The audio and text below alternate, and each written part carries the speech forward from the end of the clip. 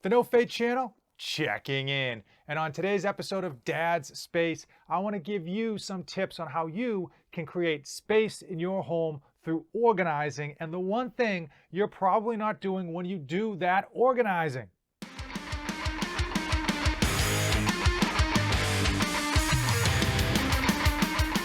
I'm dedicated to helping you dads be great parents to your kids and still accomplish your own personal goals. With Christmas just behind us, I know so many of you have children who have gotten way more presents than they deserve. Let's just be honest with ourselves. And you are clamoring to find space in your home, whether it's a house, a mansion, a condo, or a van, to put all of it. So often that we have these great big spaces, but they get cluttered, they get filled, and it just feels like the walls are closing in on us. So in this series of Dad's Space, I try to help provide tips and tricks on ways that you can create space inside your home. On the last video, I'll link it up here, we talked about just building up to the ceiling, okay? Not just using all of the space on the floor, but make sure that we're using all of the volume in a room to stay organized and to just utilize all the space that we truly have. So on today's episode, we're going to talk about how we can create space, not with just clearing out an entire room. So many of us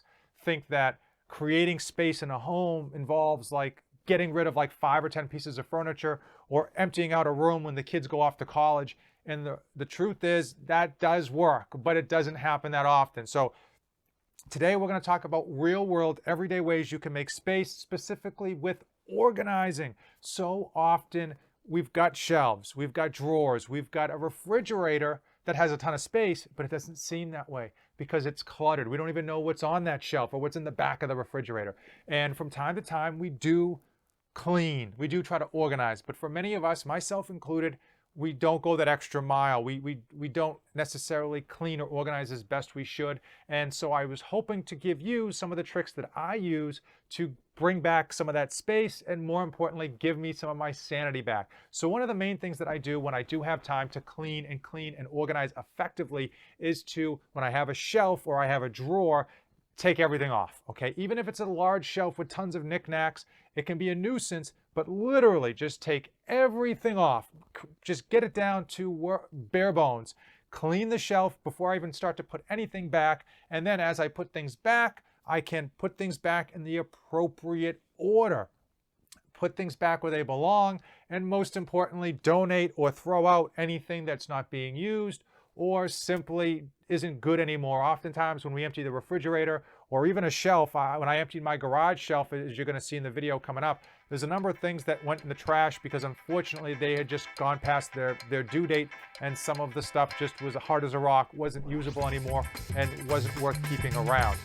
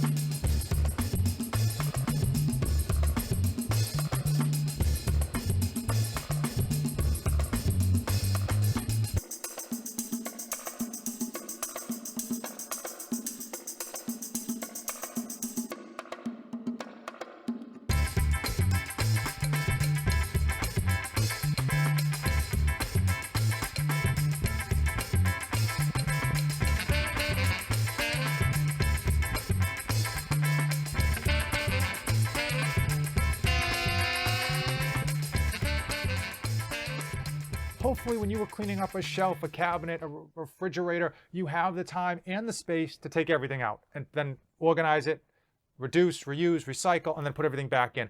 But there are situations, and I know they're out there, where you don't have the time or you don't even have the space in the room to take everything out of that closet or that cabinet.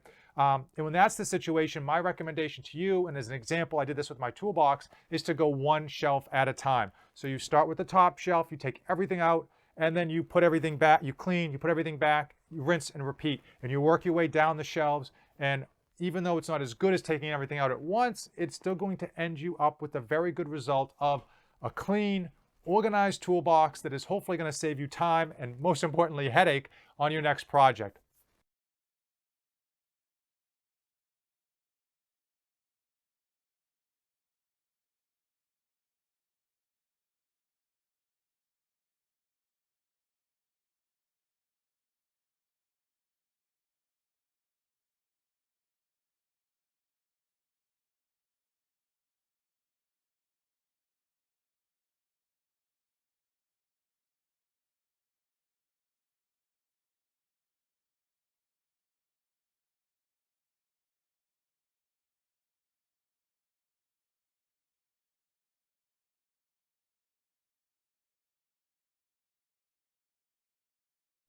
The last example I want to go over with regards to taking everything out and then cleaning and putting everything back in is the refrigerator. I've got 2 children and a wife. They're all wonderful, but that refrigerator is packed, and oftentimes it's got food in the back that I didn't even know we had.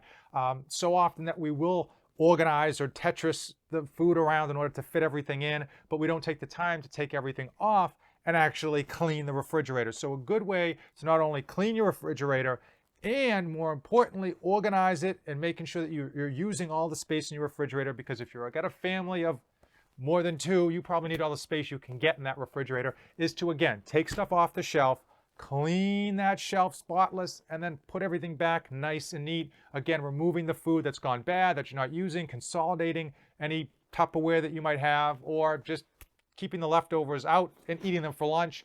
But I have found when I go shelf by shelf in that method, not only am I disgusted with how dirty my refrigerator is, because I haven't done it nearly as often as I would like, but I'm also impressed with the final product, with how much space I've freed up for what will surely be filled up in the next food shopping session. Hopefully these quick tips and these videos have given you ideas and inspired you to go out and clean up your space and make your home feel a lot more spacious, a lot more livable, and just organize things such that the next time you have to find something in the refrigerator or you have a project, it's going to be that much easier and that much less headache. Hey, if you guys are enjoying these Dad's Space videos, you got to let me know in the comments below. The more people respond, the more I'll make of them in terms of the tips that I've used to keep my sanity hanging on by a thread, but it's still hanging on.